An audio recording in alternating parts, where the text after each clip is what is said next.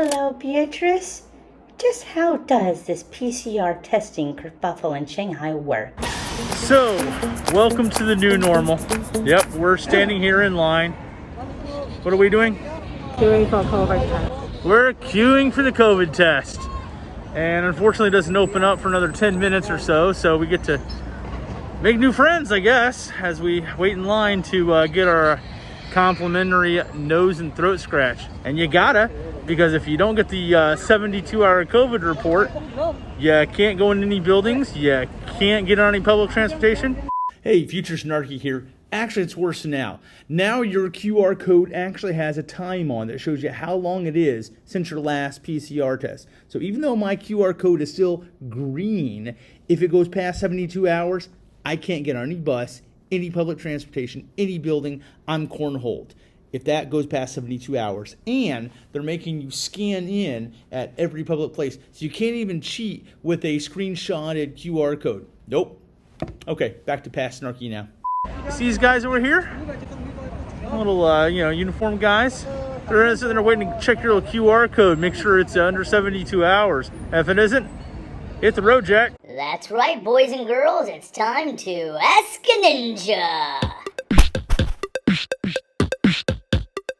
So today's question of the day comes from Andrew Wong, who asks, why are you guys getting PCR tested so often there in Shanghai? So you're probably asking yourself, why do we have to get COVID tested so frequently in Shanghai? I mean, most of the world's moved past the pandemic, right? Well, yes and no.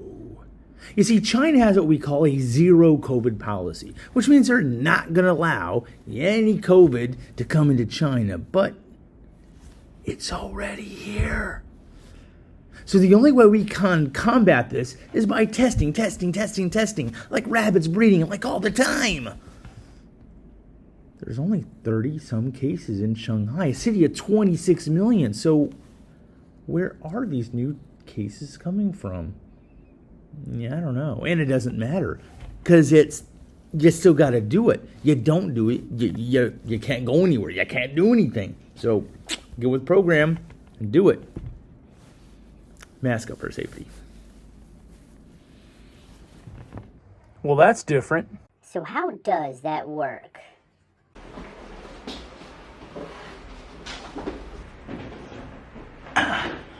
So the way it works is every time you need to get a test, you got to go to one of those small little booths, the aforementioned glory hole testing sites. I didn't coin the term, that's just what a lot of people call them. It's this little booth set up, it's got little rubber gloves, stick out, or they just stick their hands through a hole, and they wash their hands, take a little swab, and in your mouth or nose, and they put it in a container with about 10 others. Yes, we have a little Chinese 10 there. And they send them off in testing. And if any one of those 10 comes back as a positive COVID test, well, then they put you in the COVID hokey. You got these little places, it's basically a concentration camp, they call them a Fonsun, where they basically wait until the COVID's out of your system, give you a clean bill of health, and off you go. But assuming everything is good, you get a green code in your phone, and a little app called Alipay.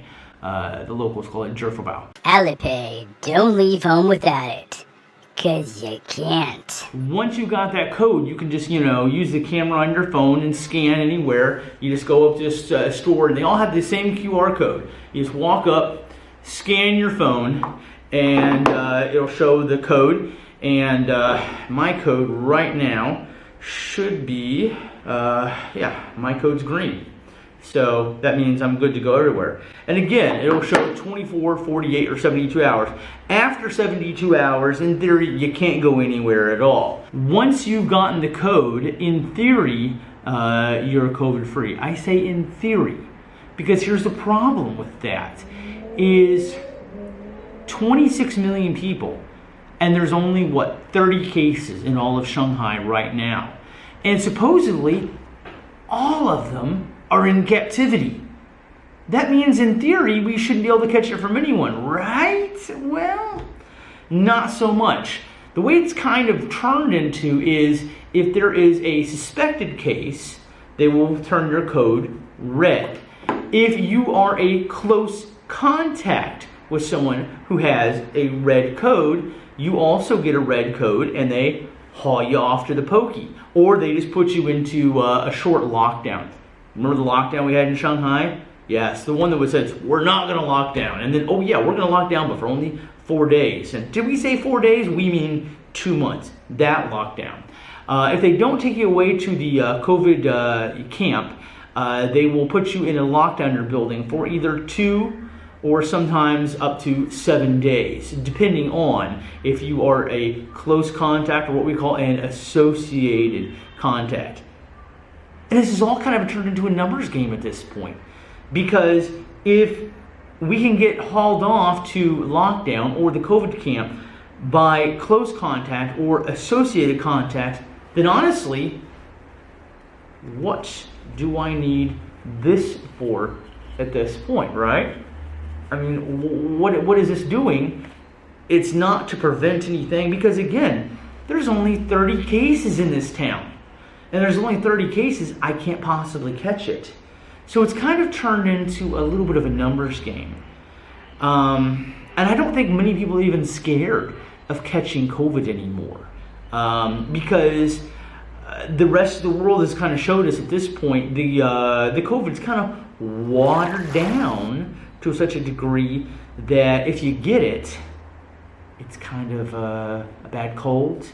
Maybe you lose your sense of taste for a couple days and you snap right back. So, and I'm not saying it's the same for everyone, and I'm not saying that the precautions aren't warranted or necessary, but the whole idea of getting a red code has turned into somewhat of, well, again, a numbers game. I'm not drawing conclusions. I'm not here to say that COVID-0 in China is bad, but it is the reality and has become the new normal. So at the end of the day, it is what it is. If you can't change the situation, you might as well lay down, take it like a man, and say, hey, you know what? It is what it is. And at the end of the day, I can live with that. Well, hey, I appreciate you guys joining me. Like anything else, make sure to like, comment, and subscribe. I'll catch you guys in the next video. Bye. And just like that, we've reached the end of the video, which means you now have the opportunity to smash, wham, slam, and wallop that subscribe button, thus never again missing another SnarkyGuy video. And not too hard now, a keyboard is a terrible thing to waste. Click the bell icon to get notified. Of course, in the meantime, here's a few more SnarkyGuy videos because I know you're gonna dig this.